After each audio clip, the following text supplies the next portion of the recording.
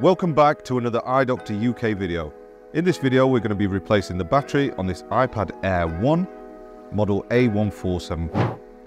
To start off, we're going to place it face down on the heat mat for the next 5 to 10 minutes, and this heat mat's set to 80 degrees C. Alternatively, you can use a heat gun or a hairdryer for this, although I do recommend the heat mat because it evenly distributes the heat across the device. One last thing that I will point out on this one is that the reason we're replacing it is because we can see the battery is actually swollen and has begun to push the digitizer off the screen.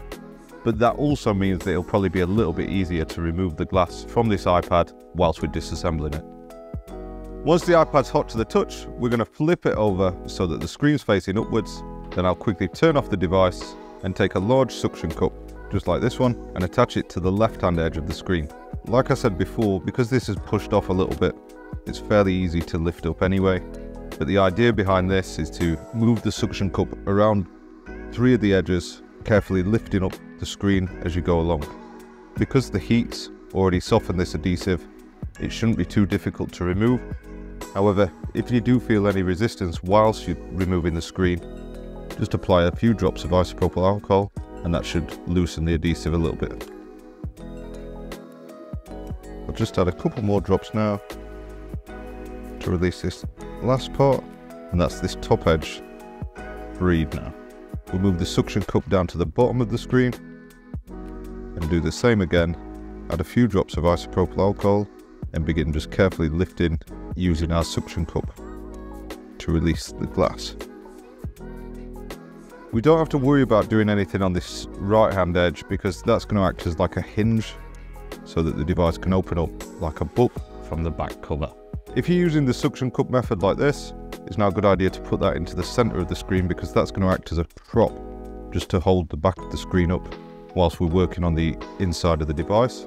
And a really good measure to stop dust getting onto the inside of the digitizer is to use some low-tack tape, because these digitizers can be a real pain to clean up after the repair. I'll put a link to this low-tack tape in the description below. And now that's protected, and it doesn't matter if we touch that with our greasy fingers or anything now.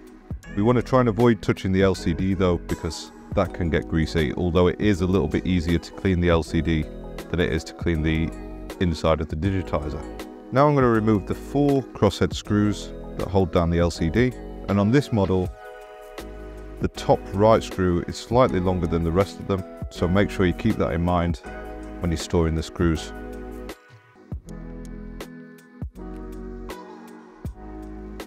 Now that the 4 screws are removed, we can lift up the LCD now. Just be careful though, because the cable's just down here for this one and you don't want to pull that out. You can see how swollen this battery is now, and it's 100% time to replace that. This is a tricky bit now because we need to remove the battery, but we also need to keep this held steady. Unscrew the battery connector first so that we can isolate power from the device by sticking a small piece of plastic card just between the battery and the battery connector. Now that the power is isolated from the iPad, we can remove these 3 small crosshead screws that hold down the shield for the digitizer and LCD connectors. We can lift up the shield, which sometimes has the LCD connector still attached to it. Going back to the connectors now, we can disconnect the 2 digitizer connectors just here. Then for the home button connector, there's a small hinge on this ZIF connector. Lift up the hinge to release the cable. That's going to release the digitizer or the glass from the front, and we'll pull that out of the way and store it safely for later. Moving on now to our battery, I'm going to add a few drops of isopropyl alcohol all the way around the battery, including along this middle seam here and the front edge between the board and the battery, and we'll let that soak in for a few minutes. Whilst that's soaking in, it's a good time to clean up these edges, and to do that we'll use a number 17 X-Acto blade, and we're just going to run it along the edge to remove the old adhesive. Continue around all 4 edges until all the old adhesive is removed.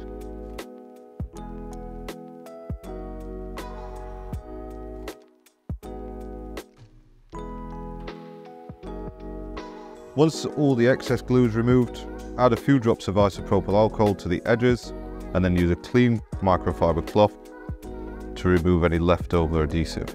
Again, repeat that on the 4 edges to make sure that this chassis is nice and clean now. Now that this chassis is nice and clean, the isopropyl alcohol that we soaked underneath the battery should have done its thing, and this battery should be ready to remove. I'm going to use a plastic coated playing card, and I'm just going to carefully place the card underneath the battery and remove the battery. This one's come out really, really easy. I'm just beginning to think it's probably been done before. If you struggle with it at all, apply a good amount of pressure under there. It's hard to demonstrate with this one. Hopefully in the future I'll do another battery which shows an original battery in there, but for this one you're going to have to take my word for it that that's how you take it out. Now that the battery is loose, it is still attached under a small peg under the battery connector. The easiest way that I've found to remove this is to carefully lift the motherboard with some curved tweezers and then lift the battery up and slide it out from under the peg. I was right in what I was saying, and this one has been done before. What you will probably find is that there's a load of leftover glue and gunk in this area here that needs to be cleaned up. Just use the isopropyl alcohol again, squirt some on there with a clean microfiber cloth and clean up any leftover adhesive.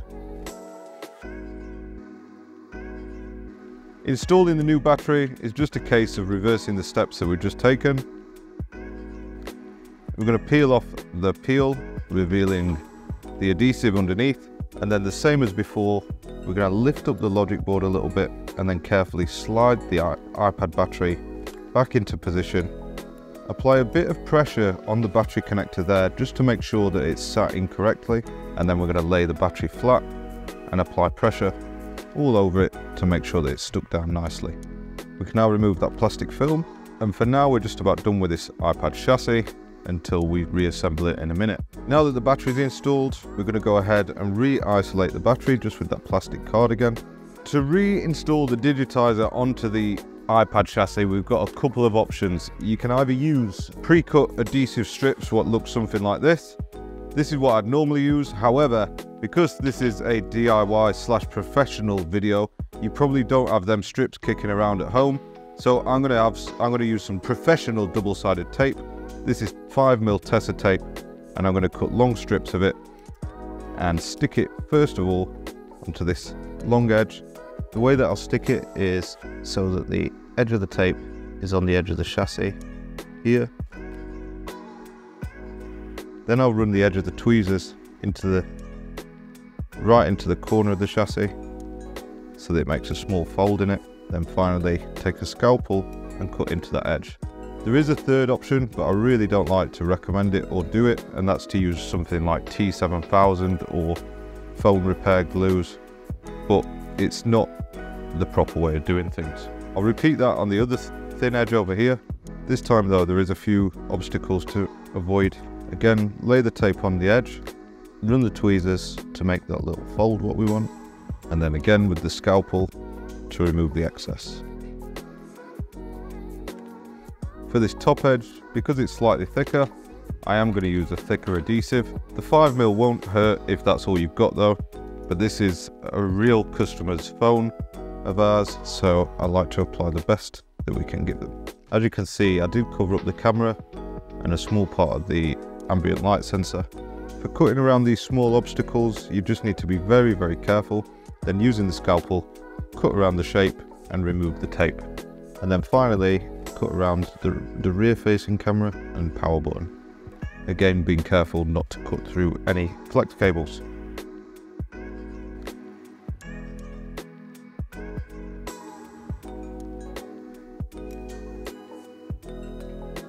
Finally, there's just the bottom edge, and the only obstruction here is the home button. Just repeat the same steps before of placing down the adhesive, cutting off the edge, and then cutting around any obstructions. We can now get our digitizer back and reconnect the two flex cables for that. Make sure that they connect good, because it is easy to half connect them or partially leave them disconnected, which means that you'll get bad touch. Take your tweezers and guide the home button cable into place, then reconnect the ZIF connector. Now we can reconnect our LCD, making sure that that clicks into place. It can be awkward to line this up because the shield's attached to the connector, but once it is installed, take your crosshead screwdriver and reinstall the 3 small crosshead screws that secure that shield into place. With that secured, we can remove the plastic card that was used to isolate the battery and then reinstall the screw that holds the battery connector down. Make sure that that screws in all the way and apply a small amount of pressure to make sure that it's all secure. Now we can lay back down the LCD and re-secure the 4 screws in each corner of that. Remember that the top right corner is the longest screw out of the 4 and the other 3 are all the same size. Now that everything's secured, I'm going to go ahead and remove the plastic film from the back of the digitizer and then use a clean room wipe to clean up the LCD. Finally, we're going to remove the backing sheet from the adhesive. We'll give it one last wipe down and make sure that there's no dust or debris on the back of the digitizer. Notice that I've left one side with the tape backing sheet still attached, but we'll fold over the iPad now, stand it up on its edge, and now we'll use tweezers to peel off the last of the peel on the tape. And the reason that I do this as the last part is because there's a part of the digitizer that I don't want to stick to that tape, which is the flex cable for the digitizer. You just want to make sure that it doesn't catch on that tape and it sits in securely, because if it does snag, you'll get bad touch.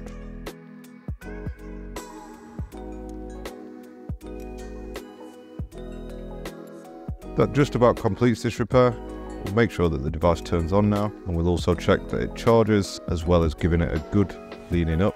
Thank you for watching our video. See you next time.